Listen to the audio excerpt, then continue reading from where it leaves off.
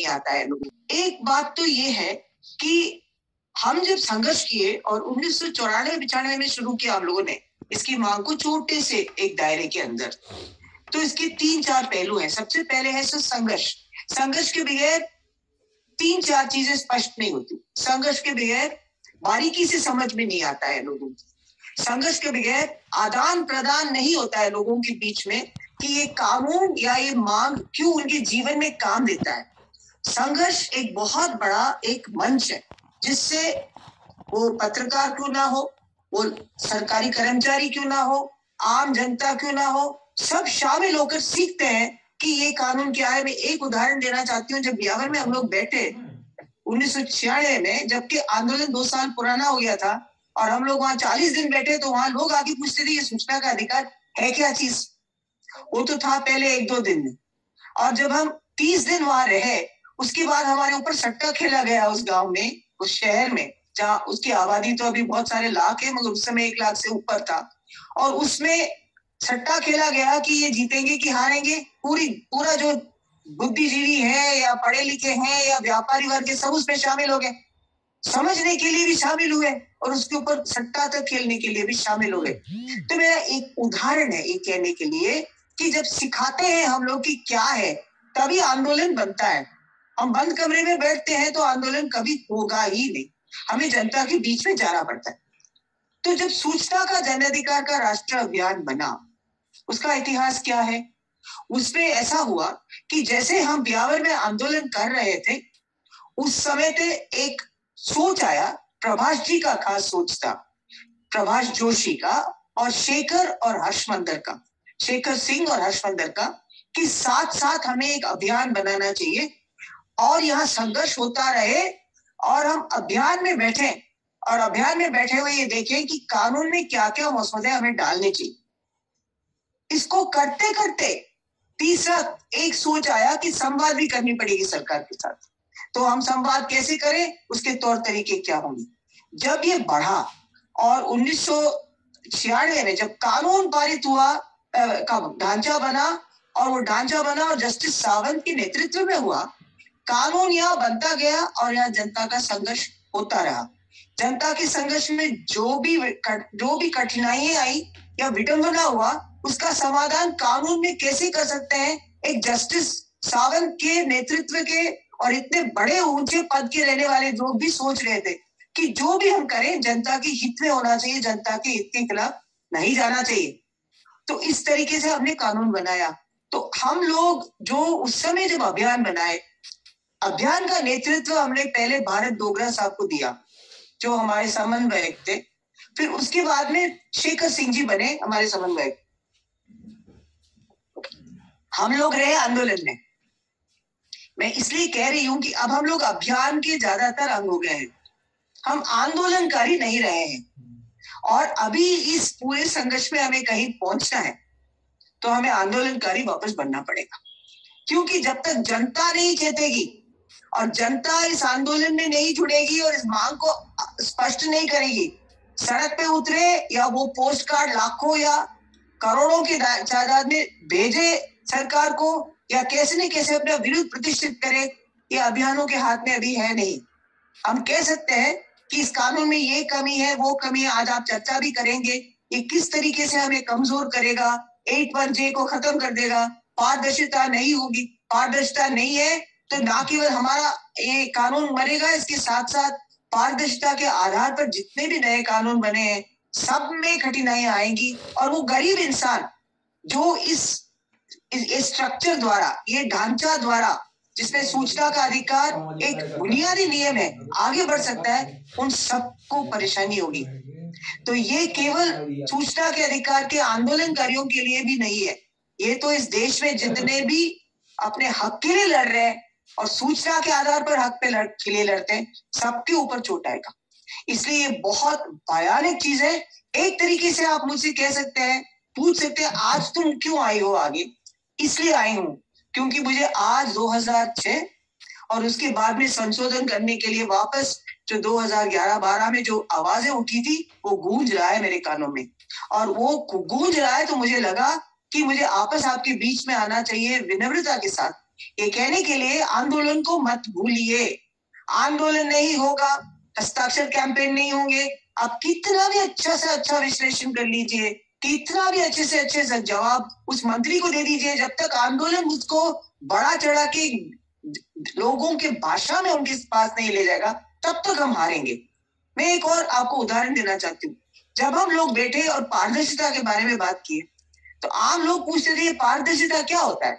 जो जाते वाते किसान है, कोई मजदूर है, पूछते थे पारदर्शिता क्या है, तो हमें बताना पड़ता था कि पारदर्शिता का अर्थ क्या है। तो उस समय हम लोगों ने कई सारे गीत और नारे की बहुत सदुपयोग किए थे। और अब हम यदि इस बात को जनता तक पहुंचाना चाहते हैं, बहुत सारे युवा जुड़े हैं, मैं आपको रिक्वेस्ट करूंगी, आप नए नारे बनाइए, नए गाने बनाइए, नए छोटे छोटे क्लिप्स बनाइए, ताकि ये आप जितना फैला सकते हैं सोशल मीडिया द्वारा सबको फैलाइए, ये कहते हुए कि खतरा क्यों है और खतरे के कारण क्या है। हम जो ये विश्लेषणात्मक मसौदे बेचते हैं, बहुत कम लोग पढ़ते हैं। मुझे याद है जब लोकपाल बिल का एजिटेशन हो रहा था, उसमें एक अजीब सा परिस्थिति था कि जो लोग संघर्ष कर रहे थे वो लोकपाल बिल में क्या है वही नहीं जान रहे थे, आम जनता। उन्होंने यही कह दिया कि जो अन्ना जी सही है तो हम भी कहते हैं सही है। हमारा ये हालत नहीं होना चाहिए। हम लोगों तक उसको सरल भाषा में कैसे पहुंचाएं, वो हमारे लिए एक चुनौती है। वो यदि हमारे सबके बीच में, क्योंकि कई सारे हमारे आंदोलन के अभियानों के कई सारे स्वरूप है आजकल, हम मुझे लगता है हर स्वरूप को इसके ऊपर काम करना चाहिए। काम करके उसके जो मसौदे निकलते हैं, उसके नारे निकलते हैं, उसके गाने निकलते हैं, हमें बांटना चाहिए। ये जो है काम, ये 1-2 महीने का काम नहीं है। अभी उन्होंने कल से निकालकर वो जनवरी में डेट शिफ्ट किया है, इससे हमारी संतुष्टि नहीं है। और मैं बताती हूँ क्यों। इन्होंने जो मसौदा जो नेट पे डाले हैं, हम में से कितने लोग नेट देखते हैं? मैं नेट देख सकती हूँ, अंग्रेजी में पढ़ी लिखी हूँ। 2 मेरे प्रॉब्लम्स है। एक तो नेट मेरा चलता है नहीं चलता है, क्यों आज भी मैं गांव से बात कर रही हूँ, मेरे पास डोंगल बैठा है। यदि ये चला जाएगा तो मैं डोंगल से काम करूंगी, डोंगल भी चला गया तो मैं खत्म। मेरा ये हालत है। तो हम में से कई लोग जो ऐसे संघर्ष करते हैं, छोटे कस्बे में और ऐसे गांव में बैठे हैं जहां से एक्सेस करना ही बहुत मुश्किल, नंबर 1। नंबर 2, जिस तरीके से वो हमारे एक्सेस को रोक रहे हैं, हम किसी तरीके से अपनी प्रक्रिया नहीं दे सकते। हमें चैप्टर बाय चैप्टर अपना प्रक्रिया देना पड़ेगा कि इस चैप्टर के बारे में हम क्या सोचते हैं। अगर उस चैप्टर के बारे में बताते बताते हम एक क्लॉज या एक सेक्शन के बारे में बात नहीं कर सकते, हमें उस चैप्टर के बारे में बात करनी पड़ेगी। ये मेरा समझ है, मैं गलत हूँ तो बहुत सारे मेरे से ज्यादा जानकार लोग बैठे हैं, वो मुझे मेरे बातों को ठीक कर देंगे। दूसरी बात है कि वो जो हम सूचना हमारे पास, हमारी प्रक्रियाएं होंगी, जो हमारी सोच जो है हम उस वेबसाइट में डालते हैं, तो वो गोपनीय हो जाएगा। आपको यदि मेरी बात जच गई तो आप मेरे से सहमत हो जाएंगे, भले आपने कहा या नहीं कहा है। आपने कोई बात कही, उसके साथ मैं सहमत हूं तो मैं उसके साथ और सहमत हो जाऊंगी। तो इसलिए वो कह रहे हैं कि हर एक का जो प्रक्रिया होगा, प्रतिक्रिया होगा, वो गोपनीय होगा। क्यों गोपनीय होगा? हेलो,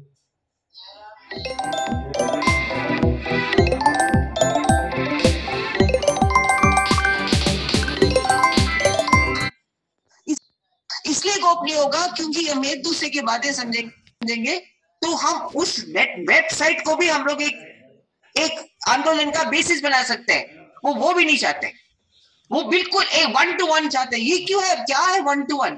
मुझे समझ में नहीं आता। दूसरी बात, केवल क्लिष्ट अंग्रेजी में ये मसौदा आपके सामने है। अंग्रेजी में कहते हैं कि कई किस्म की लिटरेसी होते हैं। आपके केवल अंग्रेजी जानना लिटरेट नहीं है आपकी लिटरेसी, आपको लीगल लिटरेसी भी चाहिए। आपको एक मसौदा पढ़ने के तरीके भी समझने पड़ेंगे। आप जानते हैं कि वो गलत है, मगर उसको किस तरीके से आप पेश करेंगे कि ये गलत है, उसके लिए आपको एक किस्म का भाषा चाहिए, एक किस्म का समझ चाहिए, बहुत सारे और कानूनों का समझ चाहिए। तो ये आपको 1 दिन 2 दिन में नहीं हो सकता है। आपको मालूम है गलत है, मगर उसको गलत कहने के लिए जो हम तरीके अपनाएंगे, ये तरीके भिन्न भिन्न है और बहुत पेचीदा है। उसके लिए कहाँ समय है? अंग्रेजी समझते हैं तो, मगर ये केवल अंग्रेजी में है। क्यों? इतना हिंदी के बारे में बोलते हैं, इतना राष्ट्रभाषा के बारे में बोलते हैं, हिंदी में भी नहीं है। हिंदी में केवल क्यों?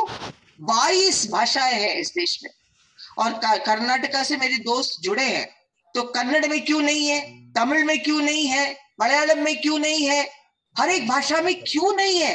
क्योंकि मैं अभी गई थी, दक्षिण भारत गई, मैं बैंगलोर गई, और हम सोचते हैं अरे बैंगलोर में अंग्रेजी बोल लो तो सब समझ जाएंगे। मुझे कहा गया कि आप हिंदी भाषी लोग बहुत शोषण करते हैं हमारे ऊपर, क्योंकि हम क्या करते हैं, कहीं भी चले जाते हैं, हम अंग्रेजी में नहीं बोलते, हिंदी में बोल देते। उन्होंने कहा हिंदी भी हमारे लिए शोषण है, क्योंकि हिंदी भी नहीं समझते हैं हमारे लिए। आप तो कन्नड़ में बोलो, मुझे तो कन्नड़ आता नहीं है, थोड़ा बहुत तमिल आता है, थोड़ा बहुत मलयालम आता है, अगर मुझे कन्नड़ आता नहीं है तो मैं क्या भाषा में उनके साथ बोलती? और इस तरीके पेचीदा मामला उनको कहना है, तो पहले अंग्रेजी पढ़कर एक कन्नड़ बोलने वाला उसको सीखेगा, फिर उसको समझने के बाद वो कन्नड़ में अनुवाद करेगा, कन्नड़ में अनुवाद करने के बाद वो मीटिंगें बुलाएगा, वो मीटिंग बुलाने के बाद खूब सारे बड़े समूह में उसको बात करेगा, फिर उसको ले जाएगा, उसका एक आंदोलन करेगा। इसके लिए समय चाहिए हमें, हम एकदम से कैसे कर सकते हैं? और सूचना का अधिकार का कानून इसलिए सशक्त हुआ क्योंकि जगह जगह उसकी बात हुई, अलग अलग किस्म के लोग उससे जुड़े, ना केवल भाषा की बात थी, मगर किस अलग अलग वर्ग, जाति की नहीं बात कर रही हूं मैं, अलग अलग वर्गों की, जैसे कि कोई कहीं पे कोई रिसर्चर ने उसके ऊपर मुद्दा उठाया, कहीं वकीलों ने उठाया, कहीं जेल में जो बंद है वो कैदी ने भी उठाया, कहीं अलग अलग अलग अलग लोगों ने उसको उठाया कि उसमें ये कमी है, उसमें ये कमी है, उसमें ये कमी है। तब जाके वो बात मजबूत और तगड़ा हुआ, और उसको रोकने के लिए कोई नहीं आ सका, और वो आगे बढ़ता गया और बड़े तादाद में बढ़ा, क्योंकि सब लोगों को, महिला, दलित, आदिवासी, सब लोग समझे कि उनका हिस्सा इस सूचना के अधिकार में क्या है, जिससे उनको फायदा होगा। वो समझने के बाद वो कानून जबरदस्त बना। इसके लिए भी वक्त चाहिए। इतने बुनियादी संशोधन करने के लिए ये सरकार यदि सोचती है कि एक वेबसाइट में डाल के ये कर देगी, उससे हमारा बहुत बहुत भारी मतभेद है। कि हम चाहते हैं कि इसको आप तो 22 भाषा में, पहले आप खुद अनुवाद करो, इस मसौदा को डालो, डालने के बाद हमें वक्त दो ताकि हम बात करें। तीसरी बात है, सरकार को खुद मंचें बनानी पड़ेगी हर राज्य में, जिस मंच में हम सब बात करेंगे अलग अलग समूह के साथ, तो वो लोग उस मंच पे जाके अपना विरोध प्रतिष्ठित कर सकें, अपना सुझाव दे सकें, अपना जो सोच है उसको रख सकें। तब जाके इस मसौदा के बारे में सोच सकते हैं कि ये मसौदा होना चाहिए कि नहीं होना चाहिए, किस डेटा को प्रोटेक्ट कर रहे हो, क्या डेटा प्रोटेक्शन होगा, किस किस्म के डेटा को प्रोटेक्ट कर रहे हो, किन लोगों के डेटा को आप प्रोटेक्ट कर रहे हो। अंत में ये लोग, ये जो बड़े बड़े कॉर्पोरेशंस हैं और बड़े बड़े कंपनियां हैं उसकी साइड में है, तो मेरा कौन प्रोटेक्ट करेगा? जैसे आप शुरुआत में कहे थे, आप जाएंगे, आप सूचना मांगेंगे तो ये कह देंगे आपकी फिड्यूशरी राइट्स नहीं है, ये थर्ड पार्टी है, तुम इस पटवारी के बारे में क्यों सूचना मांगना चाहते हो? मैं जमीन का मांगूंगी तो कहेंगे तुम्हारे पड़ोसी की जमीन के बारे में तुम क्यों जानना चाहते हो, जब पड़ोसी मेरा जमीन खा रहा है। तो इसलिए हर चीज में आएगा, और गरीबों को तो खत्म ही कर देंगे। वो राशन, पेंशन, पानी, हमारा जो जितने भी वेबसाइट्स हैं वो सारे चले जाएंगे, क्योंकि वेबसाइट में अभी सूचना का जो हमारे जो जन सूचना पोर्टल है राजस्थान में, उसमें क्लिक करके आप जाके ये भी देख सकते हो, कोई भी देख सकता है कि किसका राशन गया, किसका पानी गया, किसके क्या गया, वो सब सूचना। लैंड राइट्स, लैंड भी उधर है। मैं भी अपना जमीन का कुछ भी समझना चाहती हूँ तो मैं वहां क्लिक करके देखूंगी कि मेरा खसरा नंबर क्या है, मेरा खतौनी नंबर क्या है, वो सब का सब चला जाएगा। हम बिल्कुल एक अंधेरे देश में वापस चल बसेंगे, जो शायद 2005 से भी पहले का होगा। क्या हम चाहते हैं?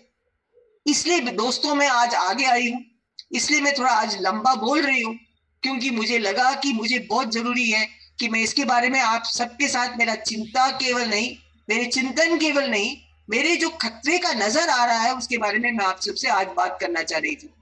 और मुझे लगता है कि आज हम लोग पहले से खूब अच्छे जगह पे हैं, क्योंकि हर राज्य में, हर जगह, कई सारे जगह में हम लोग एक या तो मंच बनाए हुए हैं, या अभियान बनाए हुए हैं, या एक आंदोलन का रूपरेखा है, या समझ बना हुआ है। हम तो वैसे आंकड़े देखो तो हम इस देश में 40 से 60 लाख लोग हैं जो इसको इस्तेमाल करने वाले हैं। तो क्या हम पहले चंद लोग ही थे? मान लीजिए हम 2, 10, 20 हजार भी मान लीजिए, उतने ही थे। आज तो लाखों की तादाद में ही तो इन लाखों की तादाद में हम लोगों को कैसे बताएंगे कि आज का आपका जो हक है वो पीआईओ के पास जाके सूचना मांगने का, वो बिल्कुल खत्म हो जाएगा। आप कैसे इसको रोकने के लिए आप क्या करेंगे? वो फूड सिक्योरिटी एक्ट को अटैक करेगा, वो सारे जितने भी राइट्स बेस्ड एक्ट बने सबको अटैक करेगा, अंत पंत में हमारे लोकतांत्रिक अधिकार को अटैक करेगा, हमारे संवैधानिक अधिकारों को अटैक करेगा। तो दोस्तों, मेरा बहुत नम्र निवेदन है कि कानून के विश्लेषण आज शैलेश आ रहे हैं तो वो तो खूब डिटेल में आपको बताएंगे, और कई सारे लोग आ रहे हैं, और 81J चला गया तो हमारे तो कानून का दांत हट गया एक तरीके से, ये मान लीजिए, क्योंकि 81J एक तरीके से ताकत देता है पूरे कानून को। वो चला गया तो बहुत सारे खतरे और नजर आएंगे। उसके ऊपर शैलेश को जम के बात करेंगे, इसलिए मैं उसके ऊपर बात करना नहीं चाहती। उनकी बात आप सुन लीजिएगा, रिपीट नहीं होना चाहिए। मैं आपको इतना ही कह रही हूँ कि आज हम लोग अपने आप को एक रणनीति बनाए इसके संघर्ष के लिए, एक पूरा आंदोलन की रणनीति में जो जो जना जाके अपने घूम फिर के जगह जगह बात कर सकते हैं, लोगों को चेता सकते हैं, अपने शहर में, अपने इलाके में, जहां जहां जा सकते हैं, घर से बाहर निकलकर इसके बारे में लोगों के बीच में बैठ के बात करने के लिए तैयार होना पड़ेगा। वो आंदोलन शुरू करना पड़ेगा हमें। उसके लिए जो लोग मसौदा के विश्लेषण पे लगे हुए हैं, जो मसौदा के अभियान बड़े अच्छे विश्लेषण कर रहे हैं, जैसे एनसीपीआरआई ने बहुत बढ़िया विश्लेषण किया है, उस विश्लेषण को विश्लेषणकारी और आंदोलनकारी को मिलकर सरल भाषा में करना पड़ेगा। इसका उदाहरण मैं देती हूँ। हम लोग इतने बात किए, कोई समझा नहीं। हमारे बीच में 3 शख्स आए, एक सुशीला आई, एक शंकर आया और एक मोहन बा आए। मोहन बा ने गाना गाया, किसी को समझ में नहीं आया। भाई काई बोल रही हो यार, राजस्थानी में बोलते काई बोल रही हो, मैंने ठाव बोला, मुझे समझ में नहीं आ रहा क्या बोल रही। तो मोहन जी ने एक गाना गाया, उन्होंने कहा पहले वाले चोर बंदूक से मारते थे, आज के चोर तो कलम से मारते हैं राज चोरों का। एकदम समझ में आया कि कलम की चोरी है, तो कलम की चोरी के खिलाफ लड़ने के लिए हमें क्या करनी चाहिए, या तो हमारा हस्ताक्षर ले लेते हैं या मस्ट्रोल बदल देते हैं, ये करते हैं। और शंकर ने वो चोरी वाड़ो गणो हो गयो रे कोई तो मुंडे बोलो भी गाया, और वो भी गाया मैं नहीं मांगा। उसको सुन के लोगों को पता लग गया मेरी रोजी रोटी, मेरे मजदूरी, मेरे सबके साथ जुड़ा हुआ ये मांग है। फिर सुशीला दिल्ली आई। अब वो जब कानून का मसौदा पेश किया गया, एक वकील ने उससे पूछा तू क्या कर रही है यहाँ पे, तू चौथी पास है, तू करा लेगी? अरे वहां IK गुजराल बैठे हैं, वहां VP सिंह बैठे हैं, जस्टिस सावंत बैठे हैं, ये सारे बैठे हैं, ये नहीं ला पाई तो तू ले आएगी? तो सुशीला ने उसको जवाब दिया था कि मैं अपने बेटे को 10 रुपए देके बाजार बेचती हूँ, वापस आता है तो मैं उसके हिसाब लेती हूँ। ये सरकार मेरे नाम अरबों खरबों रुपए खर्च करती है, मैं सूचना नहीं लूंगी क्या? हमारा पैसा हमारा हिसाब। तो क्या फैला हमारा पैसा हमारा हिसाब, वो गाने फैले, उसके पीछे पीछे हम गए, उसके पीछे पीछे हमने उसका जड़ को मजबूत किया, उसकी समझ को मजबूत किया। तो दोस्तों, मैं खतरा देख रही हूँ आज, इसलिए आपके बीच में आई हूँ। मैं बहुत ज्यादा लंबा बोली तो माफ कर देना, मगर मेरा यही इरादा है, अभी जहां भी कोई मुझे बुलाएंगे मैं जाकर इस पे भी बात करने के लिए तैयार हूँ। बहुत दूर नहीं है राजस्थान में, तो मैं वहां वस्तु जहां पे बुलाते वहां जाने के लिए भी तैयार हूँ।